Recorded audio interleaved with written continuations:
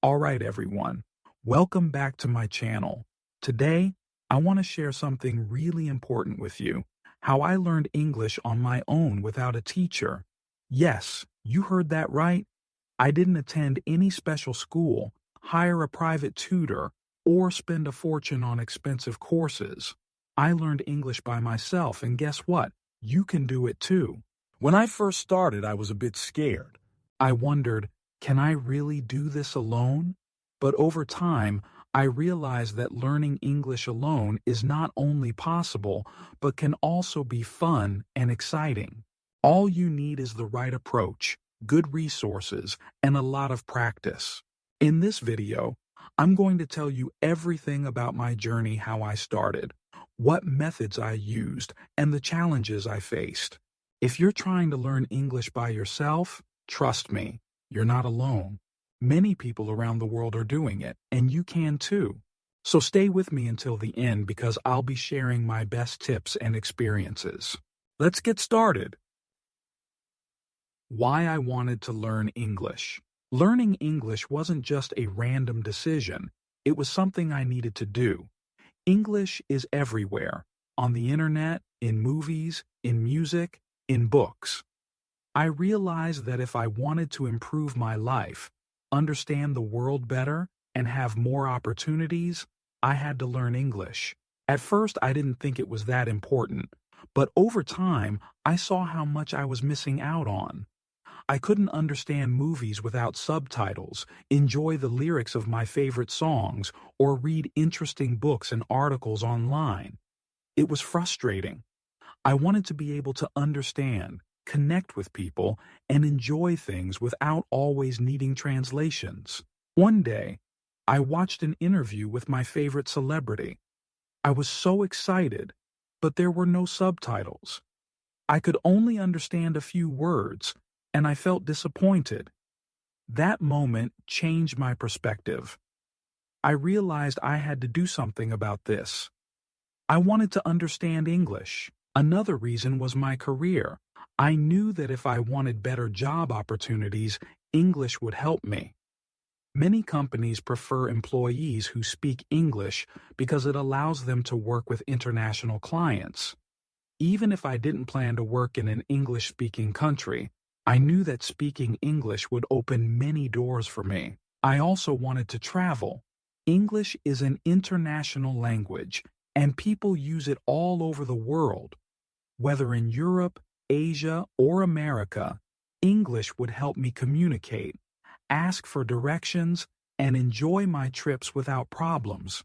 And of course, I wanted to connect with people. English connects people from different backgrounds. I wanted to make new friends, join international communities, and learn from others.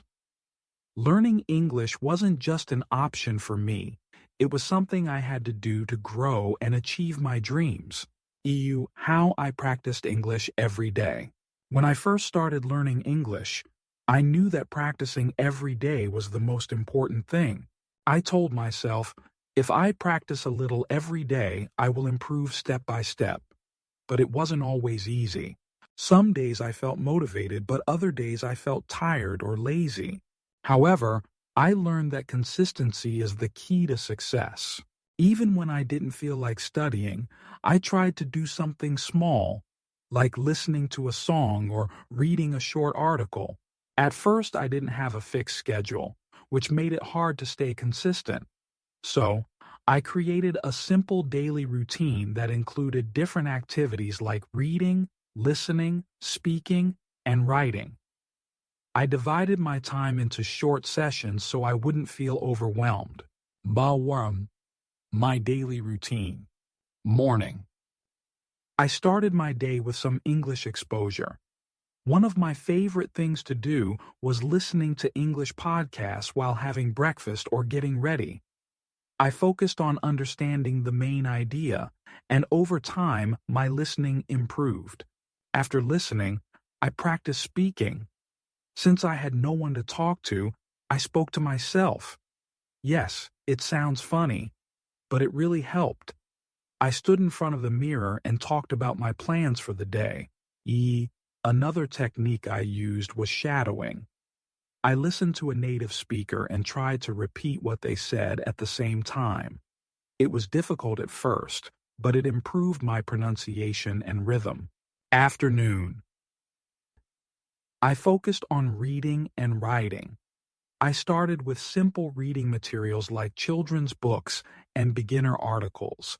I also kept a notebook where I wrote down new words and example sentences to help me remember them.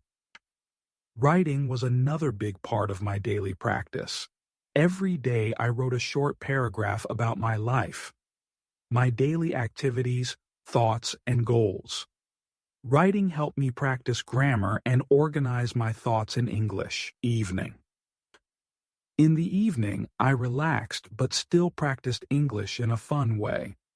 I watched English movies or TV shows with subtitles. I repeated sentences and acted like the characters to improve my speaking skills. Before bed, I reviewed what I learned during the day. I went through my notebook, revised new words, and practiced pronunciation by reading aloud. Weekends. To keep learning interesting, I did different activities. Sometimes I watched travel vlogs or cooking videos in English to learn new vocabulary. Other times, I played language learning games online. One weekend, I challenged myself by writing an email in English to a friend who was also learning. I also joined online language forums where I could ask questions and read discussions in English. No, I also tried to practice English in real-life situations.